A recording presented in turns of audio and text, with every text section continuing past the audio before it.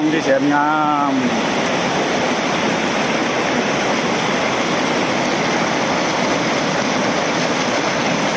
น้ำตกตาด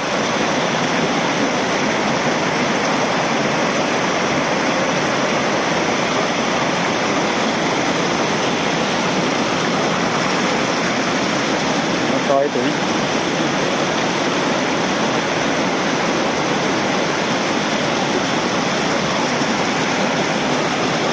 ถ่ายพ่อแม่พี่น้องเบิ่ง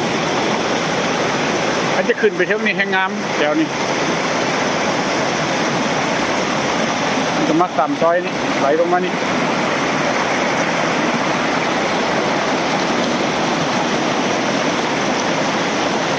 มอดไปก่อน